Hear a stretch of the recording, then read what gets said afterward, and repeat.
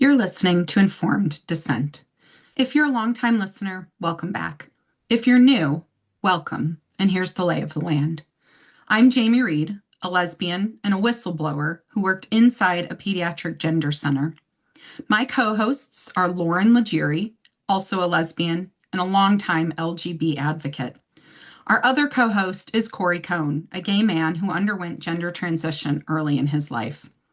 All three of us come from the left, and none of us fit the story you've been told about who questions gender medicine. And that's not an accident. Every week, we will cover the headlines you need to know across medicine, law, sports, schools, and prisons. And then we dig in.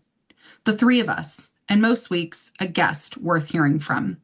We built this show because we believe that the most important conversations about gender politics are the ones happening between people with real stakes and real disagreements. Free inquiry, honest argument, and dissent that's worth something because it's actually informed. Welcome.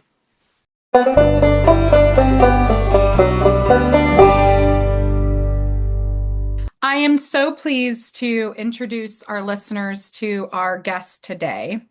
We have, I would say, a courageous lawyer. Her name is Cynthia Dill. She's coming to us out of Maine. Cynthia, welcome to Informed Dissent. Thank you very much. It's a pleasure to be here. I think a number of our listeners are going to find your name new.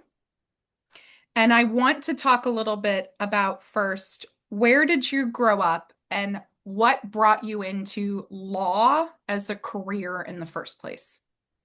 I was born in New York and lived there until I was about 9. And then I shared a home in New York and Rhode Island. I moved to Rhode Island with my mother, but my father still lived in New York. So I would go back and forth every other weekend. So I consider kind of growing up in New York and Rhode Island. I went to college at the University of Vermont. And then I went to Northeastern Law School. But what prompted me to go to Northeastern Law School is one summer while I had I just had gotten a bartending job. I had given up a really good waitressing job. And when I showed up for the job, the owner was then there on the premises and looked at me and said, well, I don't have women. He didn't say women, he said girl bartenders. You can be a cocktail waitress. And at that point, I just felt there was such an injustice because I was perfectly competent to do the job and I'd given up a good job. So I was out literally on the sidewalk crying, and my business law professor walked by and said, that's not right. That's unlawful. You should file a complaint with the Vermont Human Rights Commission. And I did. And I ended up getting like a little check.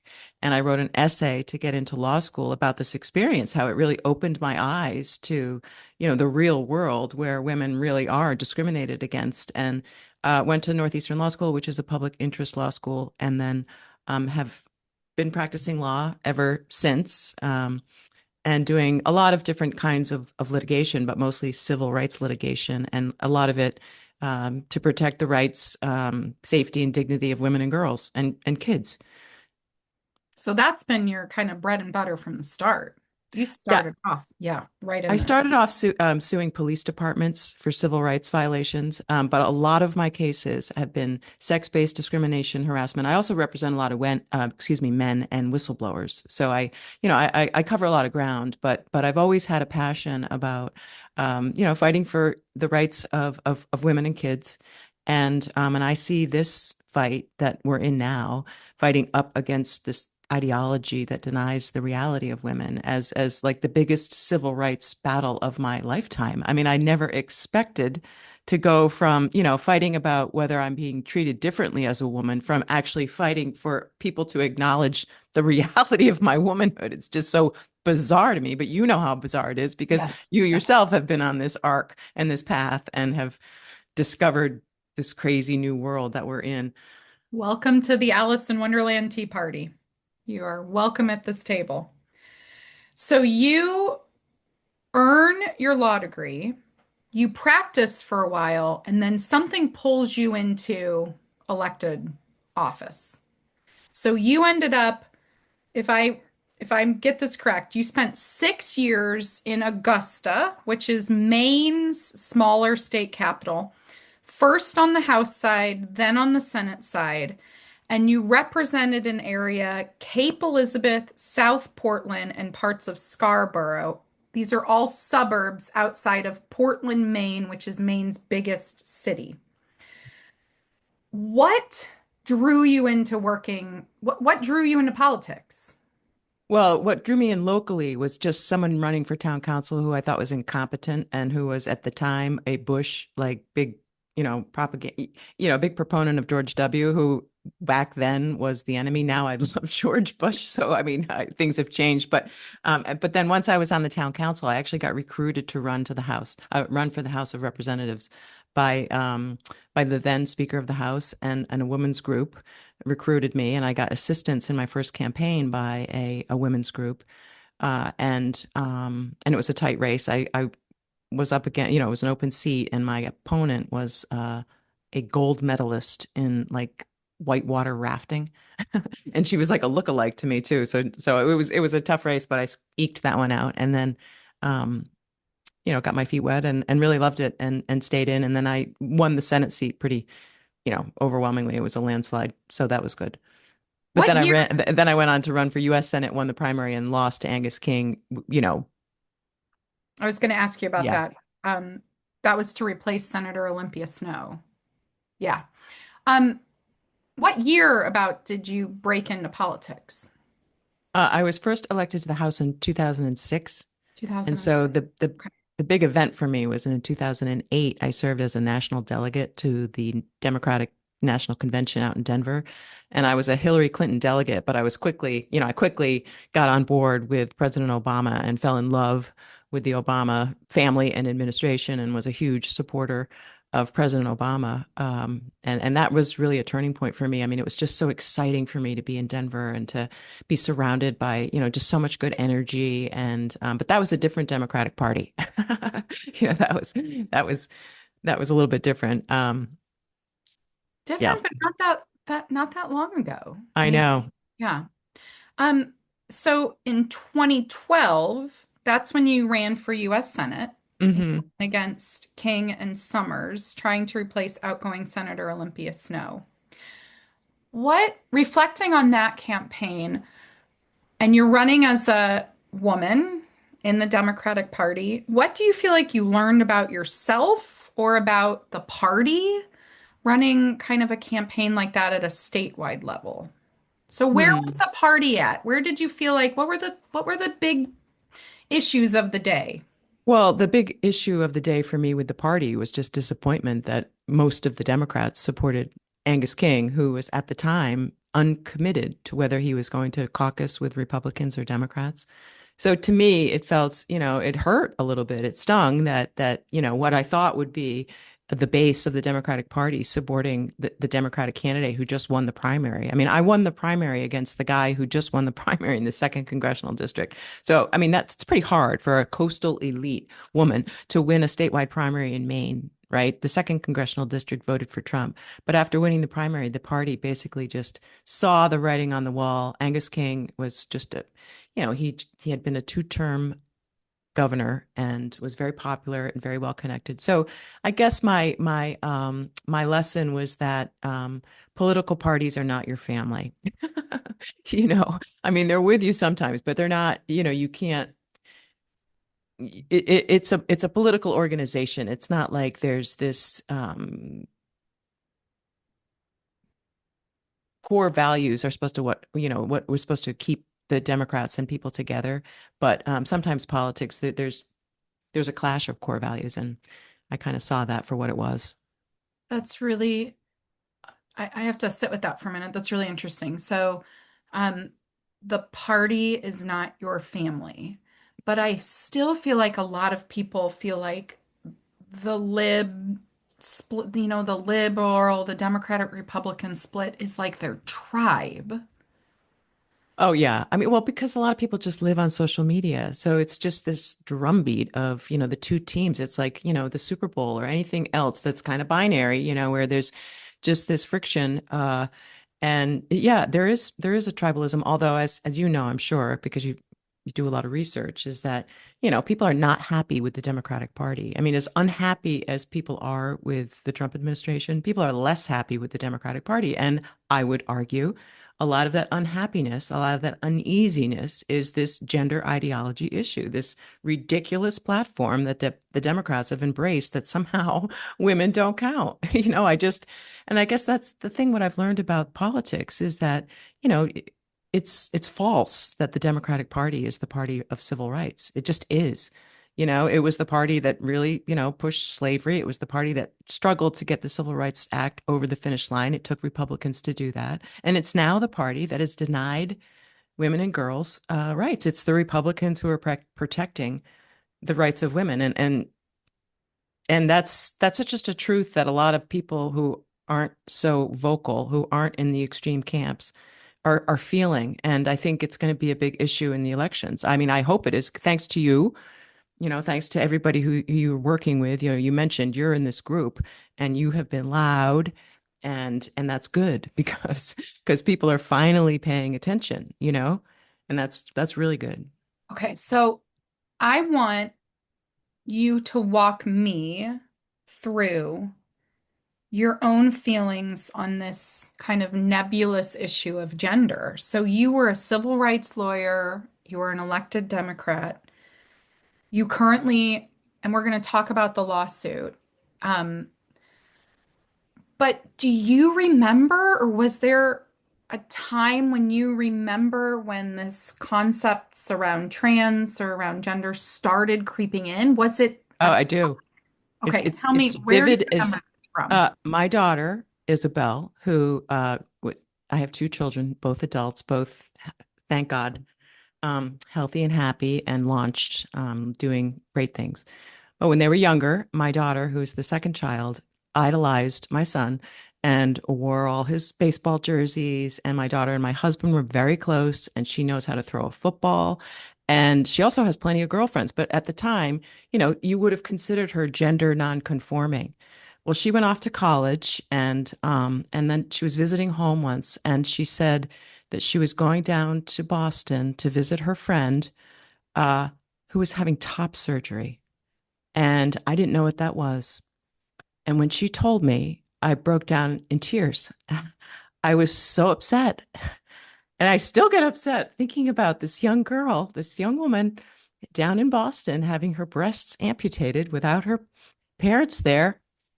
Uh, and I, at the time, was completely unaware that that was like a thing. I just was unaware. It wasn't in my, so I looked into it, and I could not believe that in the state of Maine, we had passed these laws. I was dumbfounded when I found out that like added gender identity to the Maine Human Rights Act without even a public hearing on its impact on the rights of women and girls. It was just expanded to exclude consideration of sex as a clarification. And then gender identity somehow is in education, it's in sports, it's in prisons, and men can be, we don't have any more rights based on sex. I just couldn't believe it. It went so far as to the word woman being erased in the laws and being replaced with person. And I could not get to the bottom as to how that happened. I did FOAs. I searched all the committee records. Like, how is this happening that the word woman is being erased in the law without anybody doing it in public? So it was very, very upsetting. And then, of course, once you get in, as you know, then you start doing the research, and then I started learning about W paths and just and then just figuring out how easy it was for this scandal to happen. The coalitions in the state house of all the nonprofits that lock arms and make equivalent abortion and gender affirming care. So every single bill that comes up, there's the same parade of nonprofits that just push these radical bills through. And before you know it, in Maine, we're a sanctuary state for like minors getting gender affirming care. So yes, it happened in the kitchen with my daughter. And I thought, oh my God, there, but the grace of God go I. If my daughter had been in school right now, she would have been thought of, as trans. I would have been, there are women in the prison my clients, one of them, because she doesn't wear, she wears boxers. So the prison categorized her as trans. Said, oh, you wear boxers? You're trans. It's crazy to me. It's just absolutely crazy. And it's really, I've always taught my children, your body is your temple. I believe so strongly in a healthy association between body and mind. And this trans thing, this idea that somehow we have to accept it as normal, that these people have a disassociation between their body and soul, and that somehow the medical establishment is going to cure it. It's just so it consumes me because it's just so immoral. And it just bothers me so much that the Democrats, I, I can't break through to the Maine Democrats. We have a candidate for governor, Hannah Pingree, who I admire so much. She's the one who helped recruit me. She has everything going for her, but she actually said of the referendum in Maine to separate sports on the basis of sex that somehow it was bullying kids. I just, what? So let me take a step back for a moment. So when that happened with your daughter in the kitchen, it sounds like what's happened to a lot of us. We kind of start peeling back layer after layer after layer, and you get to this point where you realize, kind of what you're looking at. Did your daughter express, did you react that way right to her? Were you like, "Oh my gosh, what are you talking about?"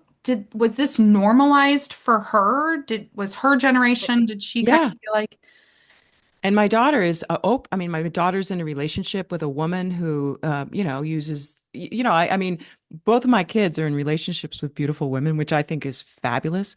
Um, but my daughter and I have talked about it. What we've decided is that we're not going to talk about it anymore because she has friends, her generation have been, I think, indoctrinated. She believes, she's just open to this lifestyle because she has close friends who identify as trans. So I don't want to offend her and her friendships. It's not about that. And she knows where I'm coming from. I've told her since day one, your body's your temple. What I did is I wrapped my arms around her and I said, I don't care who you love. I don't care who you love.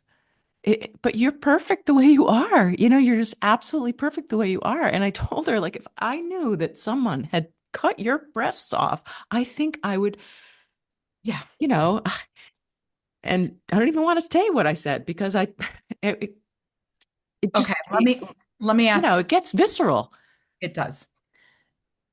Do you still identify as Democrat? No, I left the party. I unenrolled. You unenrolled. I did. I can't accept because the Democratic Party can't hear me. They won't hear the voices of the women. I waited all day at the Maine State House last year. I used to be on the Judiciary Committee. I was the ranking member. The the chair now is from my town. It's a fellow lawyer, a woman, uh, who's a Democrat. She's the chair of the Judiciary Committee. Well, the practice was when I was in the State House, if someone came up from your district and they were a former senator, you gave them a little bit of deference. I think so, yes. I waited all day to testify, and there was a little bit of snafu with the technology, and she cut me off at 2 minutes. And nobody had, just this is my senator who's a Democrat, on a committee that I served on, and I could just see that she just glazed over. She just immediately thought, okay, this is some kind of transphobic right wing conversion that happened, and she's just trying to get her, name of moment of fame or something. It was like, despite the fact that there was a room full of young girls testifying their lived experience under this orthodoxy that we have in Maine that enables any guy to identify as a woman and just invade our spaces and be on the teams and be in the shelters and prisons. And it's just so no, I don't. I've unenrolled from the Democratic Party. I'm not enrolled as a Republican, but as is the case, about a lot of things in Maine, it's a partisan issue. The Democrats want to not only, defend gender identity, they want to elevate it into our state constitution. There's been bills that it used to be the Equal Rights Amendment, right? Like that the states have been trying to pass forever. Well, now in Maine, it's not the well, they call it the Equal Rights Amendment, but it's actually to insert gender identity, which would just erase, protections on the basis of sex. That's in the Democratic Party platform. The Republicans want to, remove gender identity from the Maine Human Rights Act. Those are pretty, stark contrasts in policy. So even though the majority of people in Maine, like if you did the polling, I think it's like Leyland told you about, and the majority of people want to separate sports on the basis Yeah, of sex. they do. And so it's not like the Democrats are right on the issue. It's just that that's the position they've taken. Okay, let me ask you this. So you left politics. You've always been an attorney, but in about 2012, you did move into some media. So you had a column. I think you used to provide commentary on Maine Public Radio. I had a show across the aisle. I was like probably what I think I had the statistics. I was one of like the top read columnists for the biggest newspaper in the state. Okay. And I was also an analyst on television, but I essentially got canceled by the mainstream media. And it's in large part because, they wanted the Democrat, and this Democrat was not coughing up the orthodoxy about gender, you That know? was what I was going to ask. I was going to Yeah. ask, you now kind of sidewalled or you pushed out of those platforms, those. Yes, yes. Sidelined is a good word. I mean, just canceled, Do you canceled by the, still, do you still uh, write for well, I any? have my own podcast, and I do join, like I was invited to be on Fox and Friends. This segment ended up getting, pulled, but so I still provide commentary, and I occasionally give interviews and do political analysis. I have a like a small media company. It's called Cyndicate Media with a C, and I write some columns and I do a podcast. Like just yesterday, this is relevant. I had as a guest on my podcast a state senator who lost. He was running for Congress in our second congressional district, Joe Baldacci, and he's kind of a center, left conservative Democrat. And I asked him, we talked about mostly about his race, but then I asked him, what is it going to take for the Democratic Party to wake up about this issue of gender identity and what it means to be a woman in Maine, where, the definition of female has been hijacked. Anybody who identifies as a woman, regardless of sex, is a female. I mean, and Joe, he says, "Oh, well, we got to take the emotion out of both sides." And what he said was that, it's he deals with the Republicans, and the conversation is often about hate. And I called him out on that. I said, Joe, it's not hateful to defend the rights of women and girls and kids. It's just not about hate. I feel like that's what the left does is, as soon as people speak up, as soon as girls speak up, they're hateful. We saw that, in the basketball games. So Did yeah, I he? used to do media. I was canceled, but now, I still have a voice. I still say what's on my mind, and I have followers. But no, I don't have I don't have the same mainstream, because the Democrat, like it's a small state, and It is a small state, and yeah. um, it was very much recently in the news. So I feel like Maine's Democratic Party, as more of an institution, had a little bit of a reckoning to deal with Graham Plattner Mhm. Yeah. running against Susan Collins. Um, do you feel like that did that broader moment, did that hit home for you? Were you surprised? I have been banging the drum on Graham Plattner from day one. Anybody who is in the state of Maine who had a pulse and has been around the block would have immediately picked up on the vibe that this guy was toxic, he was a loser, and it was a completely fake, campaign from day one. And of course, there's somewhat Schadenfreude, in seeing it sort of play out in slow motion and then just blow up. But the thing that was just so telling for me is that it reinforced my belief that the Democratic Party does not care about the rights of women. That the Democratic Party does not have as a priority protecting the rights of women. So even though there's this like expectation, there's a stereotype about the left being, where where women are protected. I just don't see it in Maine, because we had Janet Mills, a two-term governor, on the ballot. The Democrats don't back her; they back this fake guy Plattner, who's a total misogynist, who's credibly accused of rape by a Republican, and everybody ignores it.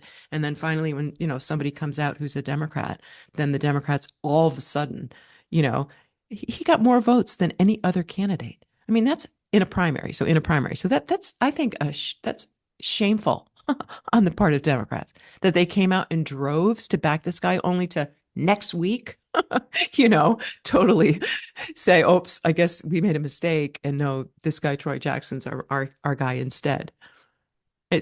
So Graham Plattner, I think, just puts like shines a bright light on the problem with the Democratic Party is that it doesn't really have core values, that it's driven by special interest groups, dark money, just like the right, except instead of the NRA, they have all these nonprofits like, Equality Maine and Glad Law and ACLU and those organizations, they get dark money from big donors who remain anonymous, and these groups do the bidding for these donors, just like they do it for Republicans. It's gross. And so the Democrats, I think, that they deserved Graham Plattner in Maine. They deserved it. When you Hopefully, were they'll when have you a were in reckoning. the legislature, though, do you remember those orgs reaching out to you? Do you remember the ACLU? Do you remember? Oh, sure. They were like, I used to rely on them because I was a Democrat at the time. Shenna Bellows was the like chief lobbyist. She's the Secretary of State, remember, Governor. She was always in front of the Judiciary Committee for the ACLU. They had sound policies about a lot of things. It wasn't radical. I mean, Barack Obama was opposed to gay marriage. I mean, we went through marriage equality. The Democrats were on the right side of so many issues. I was so proud as a Democrat to support marriage equality. I was so proud to open up the Human Rights Act to support like protections on the basis of sexual orientation. Like I'm all in on protecting people from discrimination. But this isn't, as you know, I mean, I don't preaching to Yeah. the choir here. This isn't about discrimination. This is giving special rights to men, you know. I mean, I say kiddingly sort of, but not really. Trans rights in Maine are man's rights. Trans rights are man's rights. It's like it's all about just giving this group of men who want to invade our spaces and have special rights and not Okay, so protecting women. let's let's kind of move into the case that you're working on currently. So you went from a state senator, you're a civil rights lawyer. What brought you, what was there a phone call? How did you get involved in this case? And can you explain for us like just the general basics of the case? It's Mountain versus Liberty. Yes, it's a federal civil case pending in the United States District Court in Maine, federal court, and it's a case brought on behalf. Right now, there's four named plaintiffs who either are or were inmates at the Maine Correctional Center in Windham, Maine, originally in the Women's Center. And now there's additional plaintiffs who are going to add on several more. But the gist of the case is that because of Maine's gender identity law, any man can self-identify as a woman and have access to women's facilities, including prisons. So Andrew Balser in 2017 murdered his parents and his family dog and spared his brother, who witnessed it, uh, and was imprisoned in the Maine State Prison. And in 2022, after the gender identity law made its way into the prison statute, Andrew Balser, probably with the suggestion of some of these organizations that have access to these facilities, decided that he identified as a woman and wanted to be transferred to the Women's Center. Well, the Women's Center, is nice. I mean, it's not that nice, but it's for women, So he gets really without much the law, the way it's written, there's nothing really that the jail can do about it. So Andrew Balser's placed in the women's prison, and people are terrorized by him. He's not a guy who identifies as a woman. He's a predator, and he assaults and threatens and terrorizes and harasses the women who have to bunk with him and share space in jail.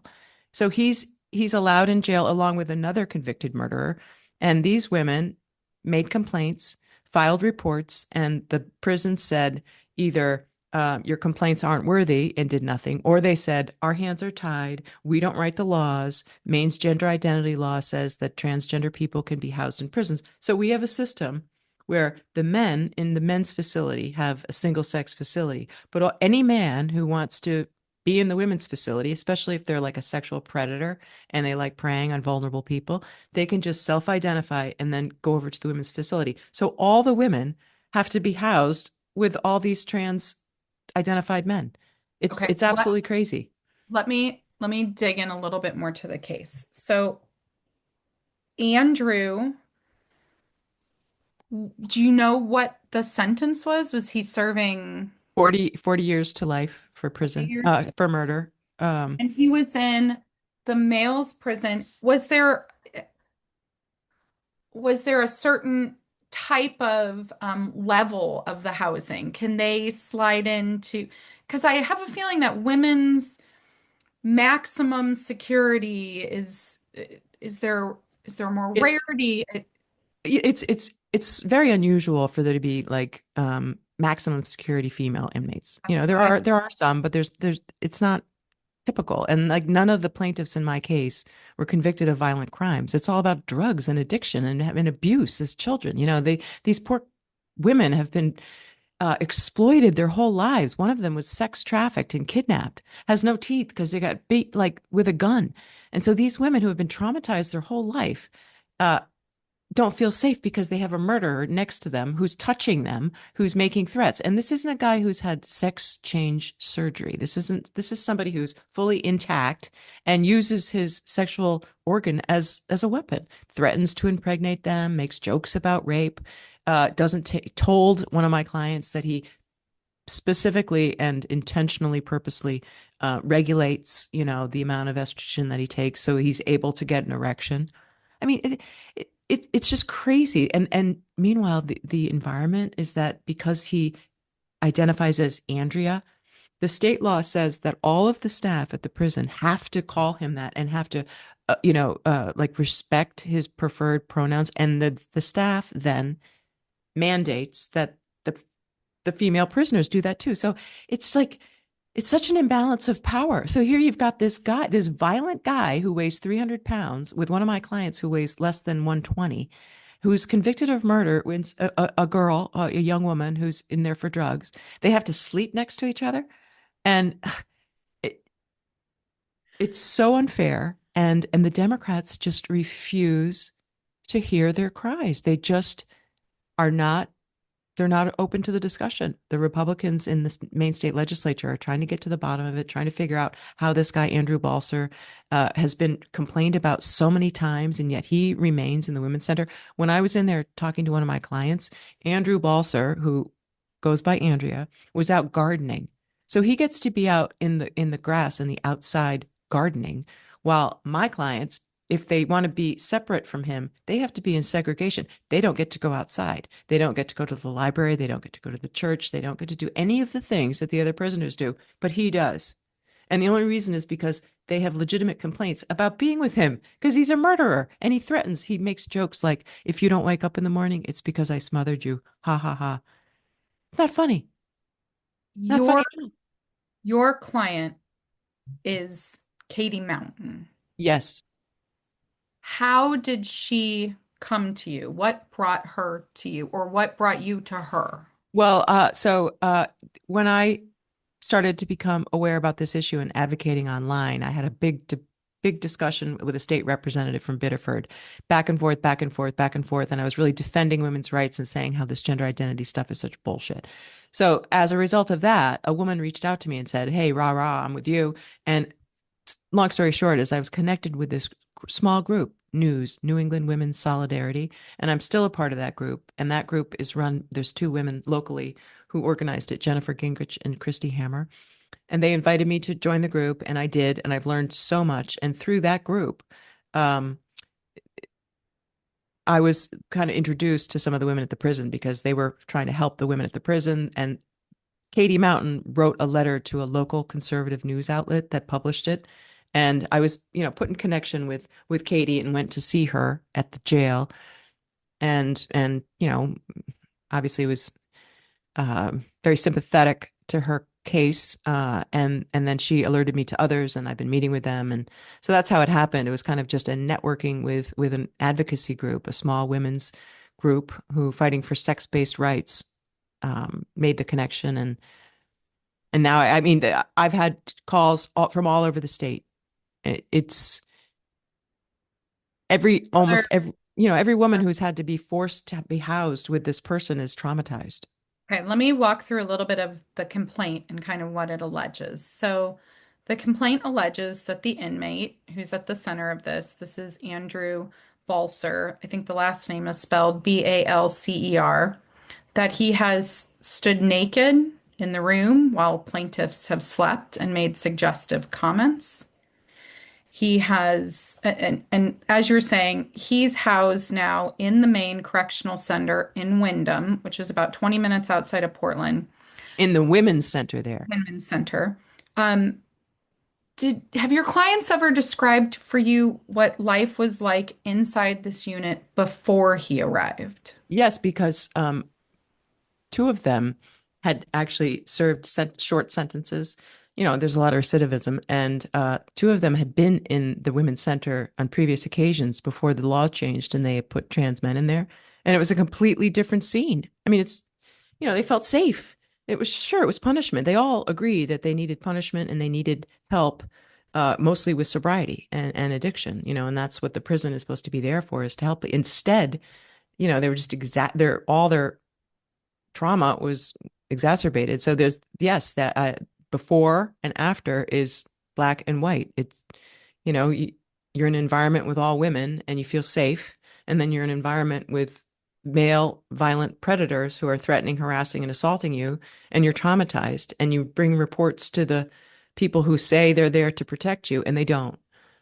And then when you bring reports to the outside, you get retaliated against. So So it's let's talk horrible. about that retaliation. So one of the most disturbing parts of the complaint that I read, I felt like was the retaliation piece. So women are saying that when they refused to affirm Balser's gender identity, they were put in segregation, in which you've already mentioned. Seg means that you don't get to go to the library, you don't get to go to the garden, you don't get to do some of those. No um, fresh air. yeah, yeah. But then also, I've heard that they've been denied hygiene supplies, their necessary medications, have lost early release eligibility. Um, the kind of retaliation that you have seen, are they just trying? I'm trying to figure out what they're trying to do within the system. Are they trying to force compliance? If the top down is saying this man has to be here, do they just want that to happen without the women? They just want the women to be quiet about it? I think the retaliation, for the most part, has been meted out by the mid-management and some of the corrections officers who feel loyalty to the warden and the commissioner, because the lawsuit names the, warden and the commissioner of public safety in their official and also personal capacities, just because that's the way the law is, but then also names Andrew Balser. So some of the comments by the corrections officers have been like, I don't like, you're calling out the commissioner, or they think they feel attacked. It's very much like the cases I brought against police departments. There's a sense of, a brotherhood, and they feel like they've been attacked. But the most egregious example of retaliation isn't even in the complaint because it happened since then.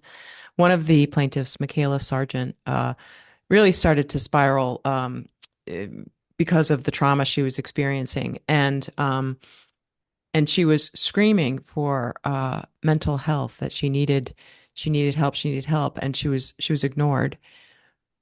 And finally, when the corrections officer went, they found her hanging, and um, and the other inmates in the jail had to see her being taken out and transported, on a stretcher, completely blue. And she was in the hospital for 6 days. And while she was in the hospital, I couldn't see her. I was trying desperately to find out where she was. There was jokes made about like playing hangman, just cruel, cruel jokes, that and basically said to her that they don't believe her, that what she's saying about her trauma, because she's just so traumatized by her experience with Balser. Because, like I said, she comes with a lot. This is like a fragile person already. So she finally was transported back to the jail. They gave her like a suicide smock that didn't Yeah. close properly. So she asked for another one, and they made her wait naked under a blanket for like 8 hours.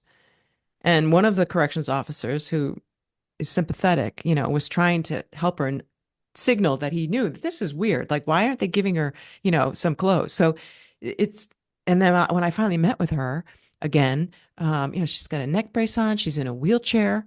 I mean, it's just it's devastating. And then the worst thing is that when she finally got the mental health, the connection with the counselor told her, look, I can't talk to you about the case. I can't talk to you about your feelings about, being retaliated against. So how is she getting the help that she needs? So she's in there, she's being traumatized. She needs someone to talk to, but the person she's supposed to talk to can't talk about the case. It's it it's really horrific. And I don't know, it's an uphill climb because the Maine legislature passed this law and the commissioner and the warden say, hey, we're just following state law. So what is the specific law that I don't mean like the number, but like when Maine put gender self-ID into its state constitution? State Maine Human Rights Act, Okay. state statute, state Civil Rights Act. So when it got placed in there, do you feel like it was known at the time that this was going to affect prisons, or is this kind of a trickle down kind of? It's a trickle down thing. I think what they knew at the time is that they could sneak gender identity into the Human Rights Act without a lot of fanfare around the definition that says regardless of sex. Then once it was in the Maine Human Rights Act, then it was just this slow and steady campaign to just extend gender identity to education. And then it was in I think 2021 or 2022 that we passed this law that said transgender prisoners automatically get to, be housed according to their self-declared gender identity. And the policy just changed dramatically. They took sex right out of the anti-discrimination provisions for the Maine jail. It's no longer even in there that you have rights on the basis of sex, rights to be free from discrimination on the basis of sex. It's just gender identity. And it says under no circumstances can anyone challenge the gender identity of any of the inmates or question any of the behavior that might be thought of as gender nonconforming. So we have to put up with all this really bizarre and weird behavior by men just because they raise their hand and say they identify as women. So the Commissioner Randall Liberty, has said to lawmakers, though, listen, our department is simply following the state law, and that I believe he's claimed that the policy is working well. Well, it's not working well. I mean, if you look at the number, I was there when he testified before the Government Oversight Committee, and I was quite surprised to hear that things in his mind were going well because I have met with traumatized women, like a lot of them, and it's not going well for the women in the Maine Correctional Center. They do not feel safe. They do not have equal rights. And it was, I thought, dishonest for him to say that everything's peachy because the number of PREA reports, Prison Mhm. Rape Elimination Act reports, substantially increased after Maine changed its law to allow men in the women's center. And they also imposed this ridiculous alternative media, alternative dispute resolution in Maine prisons. They really got groovy and woke. Like they're no longer inmates, they're residents. And so you have to call the inmates residents and you have to call the men women if they want to. And if you make a PREA report, you have to sit down and mediate. So like my client, she can't get back to the women's center unless she sits down with Andrew Balser and they like apologize to each other. I mean, that's not justice.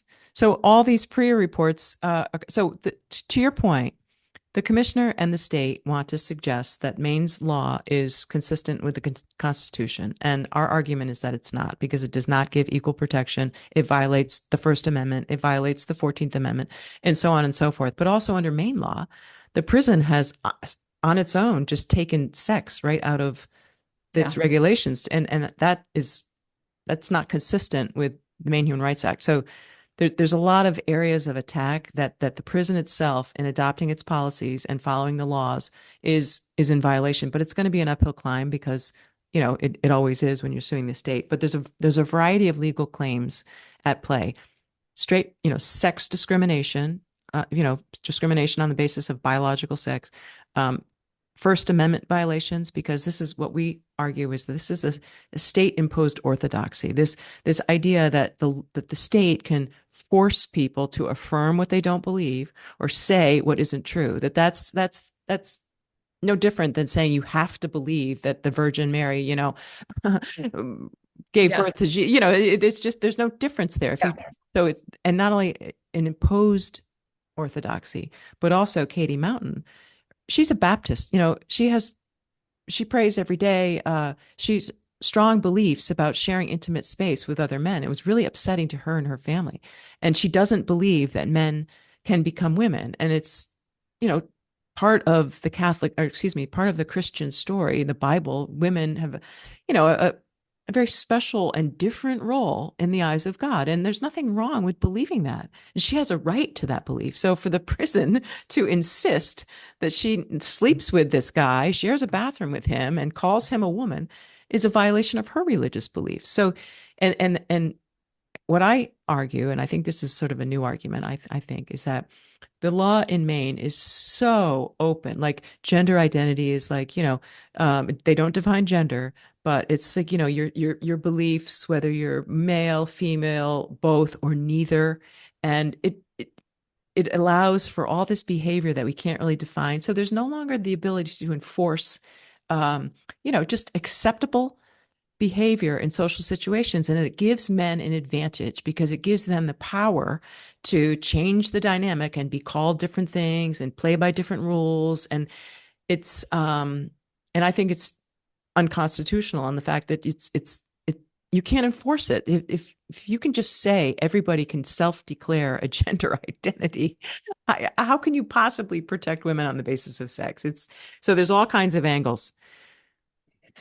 One of the other elements about your complaint that it argues is that since Maine amended this gender ID law, you've reported that it looks like sexual misconduct incidents have gone up significantly. What constitutes like a sexual misconduct incident? Well, What we're all of talking the about there? reports, so almost all of the women who have been housed with Andrew Balser have made complaints. It Okay. starts out that they go in with an open mind and they just want to get along and get through their sentence. And then it's very uncomfortable. They feel very unsafe.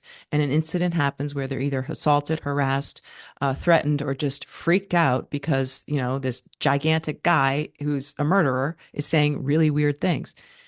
So, they make reports and they tell me that they've made reports and the reports go on deaf ears. They file these PREA reports. So you look at like the complaint spells it out. Like there was like 11 in the year that the law changed, and now it's gone up, substantially, like 4 times as many PREA reports. So those are reports that inmates have made, and most of them are about Andrew Balser, I believe, based on what I've been told by my clients and the witnesses that I've spoken to. And yet so right now I know that Andrew Balser finally has been removed, but where he's been removed from, he now has his own spot in the Women's Center, in the ADU, an assisted development unit or something. It's Yeah. supposed to be for someone with, with a Yeah. physical disability. So he has a private suite now in the Women's Center. But what we want is we want men out of the Women's Center. We want there to be a center in the prison that's for women so that biological women have a place, most of them having been sexually harassed or assaulted or raped, violated by men in their past, that we think that prison should be a safe place for women. And we want the judge to order that women should have a single sex space, at least to be protected on the basis of sex from discrimination. Is that so the legal outcome that you are asking the court for? It's that change. It's the change in the housing, the policy. I'm assuming some damages, but are you asking the court? Can you ask the court about the underlying human rights law We're challenging the constitutionality of the of gender that? identity Okay. statute. We're challenging the law that says that because Maine has a law that says prisons are supposed to be separated on the basis that, men and women are supposed to have separate prisons. And yet we also have this law that says if you're a man and you identify as a woman, you can go in the women's prison. So that's like a conflict. So we want clarification, and we want there to be, I'm hoping that gender identity itself is deemed to be unconstitutional, that this is a state imposed orthodoxy, and that it's unconstitutional to that it just is. It's The not Department based on truth. the Department of Justice at the federal level, I believe, has opened its own investigation citing this case specifically. Have you had any contact with those federal investigators? I Do you think have. you have? Hmm. Do you Uh, think that is going to bring additional elevated help to your case? I don't know because I don't know exactly what work they're doing. So I've been in touch with them and I've shared with them information because we're, swimming in the same direction and I think have the same ultimate goal. I would have, I'm hopeful that I can get some cooperation by the federal government and some of the relief that I'm seeking. I know that the federal government, under the Trump administration and specifically under the civil rights, director is very interested in this issue. And like you said, focusing on Maine, but I don't know. I don't know exactly what they're doing. And so I'm going to keep helping, and cooperating with them. But like, for instance, when I was trying to find where my client who had attempted suicide was, Yeah. I reached out to the feds and I was grateful that they got back to me, but they basically said they had no idea where she was. So I don't think that it's a very closed environment. The jail itself, not only are there the walls, the physical um, walls, No, but they're it's, very isolated. yeah. Yeah. I find Maine kind of as a state to be really fascinating right now. So you mentioned Leland a little bit ago. So he was working with Maine Girl Dads. We saw the attempt of a ballot initiative in Maine. You have this case in the prisons. Um, I think even the Graham Plattner kind of explosion, I think, showed some of that rift or that crack in the Dems, I think played out through Graham Plattner. What do you feel like from Maine, just I'm here in the Midwest in Missouri. Maine is right there in that East Coast kind of wall. Is this just the crack that gender has made in our political environment? Is it just playing out everywhere but differently? Or is there something, do you feel like there's something special about Maine? Well, I think one of the reasons why all eyes are on Maine is because the midterm elections is what's on the mind. That's going to change the dynamics of power across the country, and there's only a couple seats in play, and two of them happen to be in Maine. Our second congressional district seat, held by Jared Golden, who's a conservative Democrat. He's not running again, so it's an open seat. And the House of Representatives in Washington is just like 4 or 5 seats. So that's one seat, and then of course Susan Collins, who's, our 5-term Republican senator, the only Republican in the Northeast for the most part. I guess New Hampshire now has one. But so I think that the national races already had a spotlight on Maine, but then also because we've been under a Democratic trifecta for the last 8 years at the state level, we have these extreme laws. I mean, we have Mary Bonato, who argued the Supreme Court case Obergefell, right? That made really good law that gay marriage is, a constitutional right. All for it.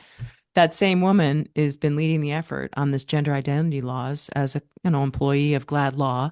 So she's been like, at the face of these gender laws, and she has a lot of clout.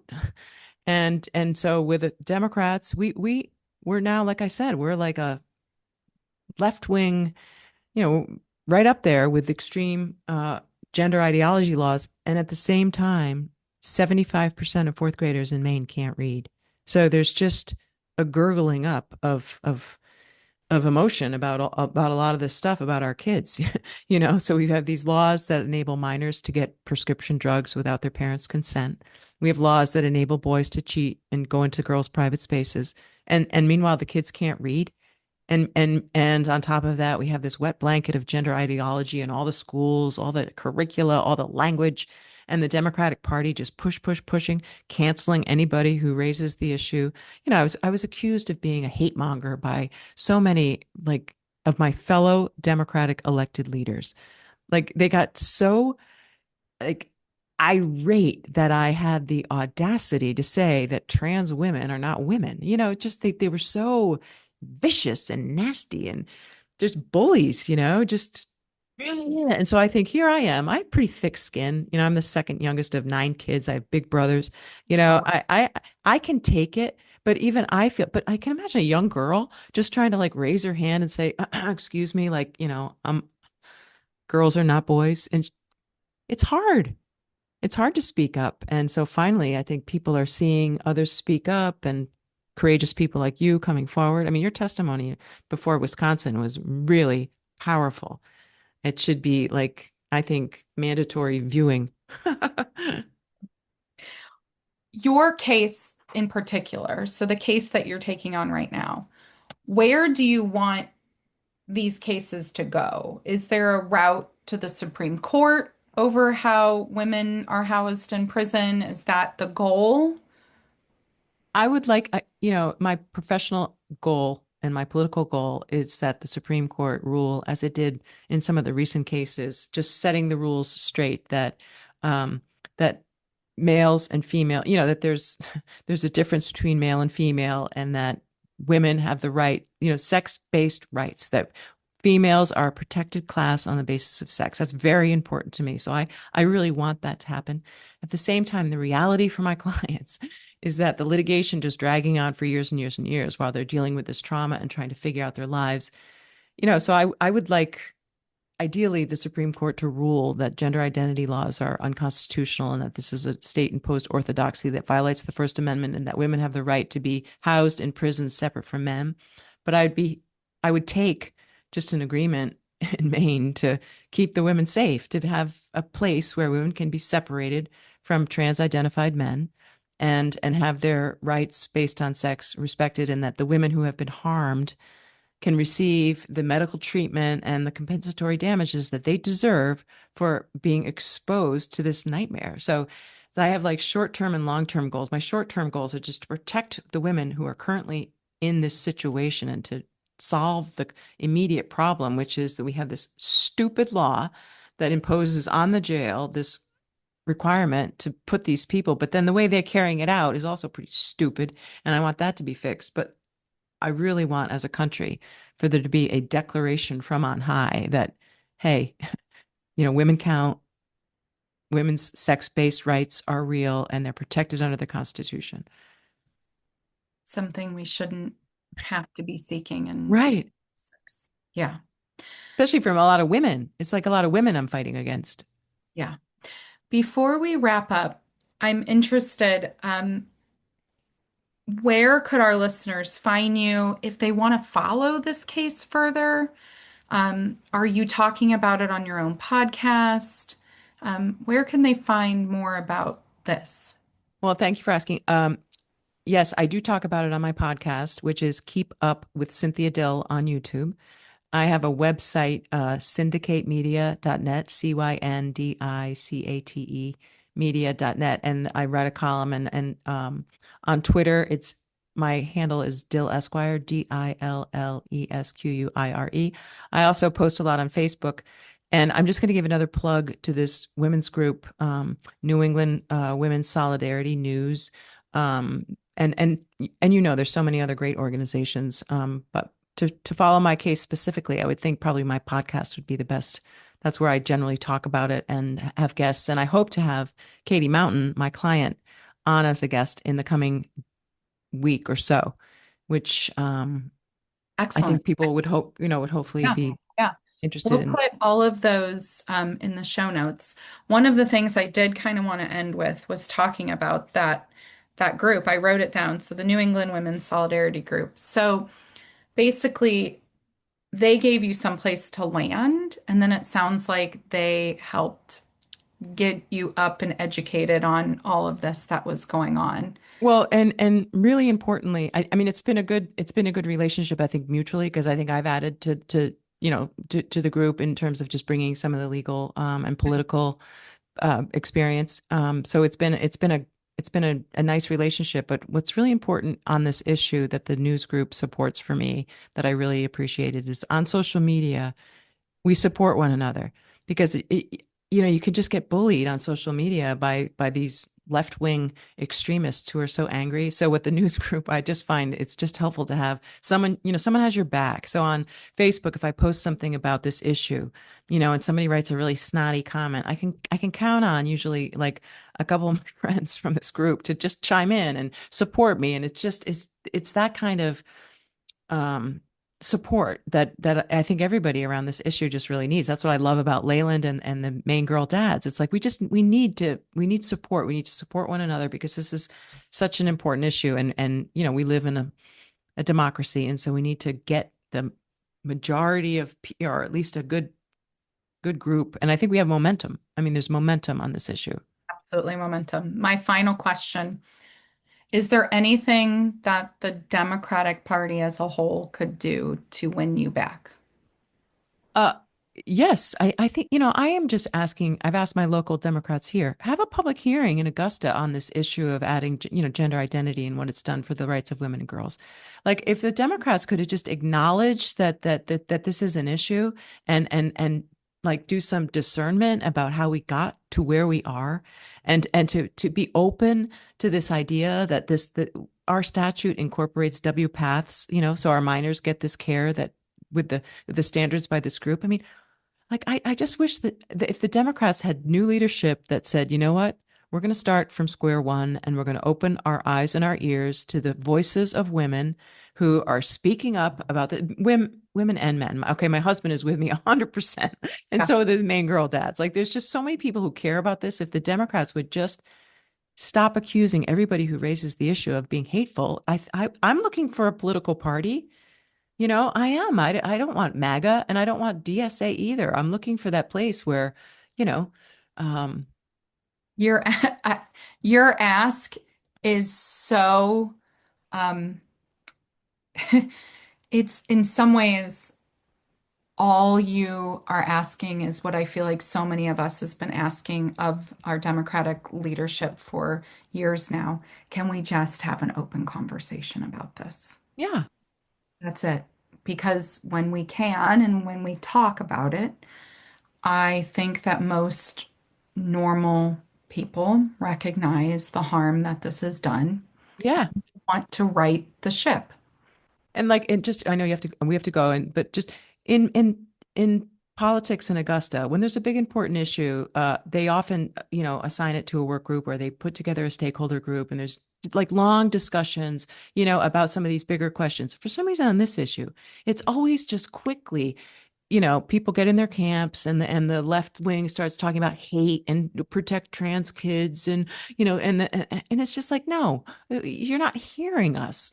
like and Need to pull talk. together a stakeholder group, have a public hearing, open your eyes and your ears. Because I'm open to I've been a civil rights lawyer my whole life. I'm not a right-wing homophobe. I'm not a Christian nationalist. I believe in God. I'm a Christian, but like, you know, Yeah. Yeah. Cynthia, it's been a pleasure. mine.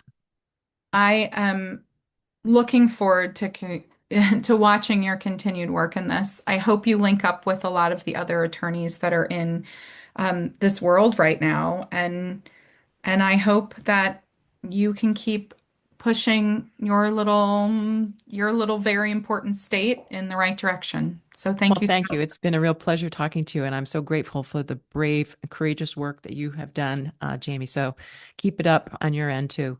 Thank you, Cynthia. Okay. This podcast is produced by the LGB Courage Coalition, a registered United States nonprofit fully funded by small donations like yours. We work to promote evidence-based medicine, ending the medicalization of gender nonconformity, and advocating for LGB rights. Supporting this show means supporting that work directly. If what you heard today mattered to you, please like, subscribe, and pass it along. Word of mouth is how independent shows like this one survive. You can reach us in the Substack comments section or by email at lgbcouragecoalition@gmail.com. or through the contact page on our website at lgbcourage.org. We want to hear from you. And until next week, stay informed and ready to dissent.